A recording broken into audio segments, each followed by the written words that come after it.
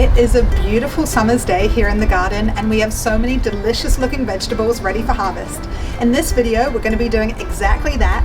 We're going to be harvesting some of our zucchinis. We're also going to be harvesting some of our delicious looking fresh basil. We're going to be mixing it all up into a lovely looking meal and serving it over couscous. So what are we waiting for? Let's get harvesting. Everything has been growing like crazy in the garden recently, thanks to a recent burst of warm weather, and we've been so excited to bring a meal straight from the garden to the table. The zucchinis have grown absolutely enormous, and we've been eyeing them up for quite a while before finally deciding to harvest. We have a couple of designated zucchini spots in our garden, and both have been growing really well. The green ones are in a very sunny spot and have been flowering for a while before growing some enormous zucchini.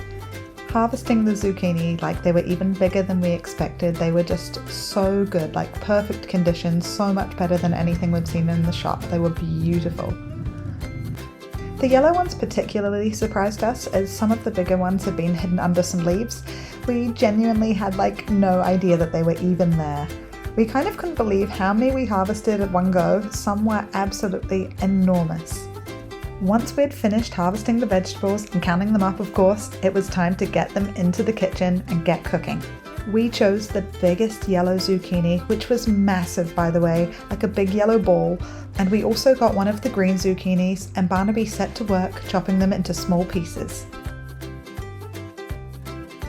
We added some oil to the pan, and when that had heated up, we put in the beautifully chopped zucchini. While everything was simmering, Barnaby chopped up some tomatoes to add to the mix, and Joe wandered out to the garden to collect up some fresh basil.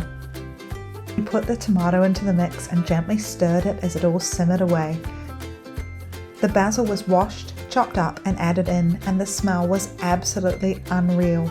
We let it simmer for just a few more minutes. For the couscous, the bed of the meal, we added a tiny bit of butter before serving it up, and next up we added our tomato zucchini basil mix on top. Straight from the garden to the table, this meal was so easy to prepare, grow, and tasted absolutely delicious.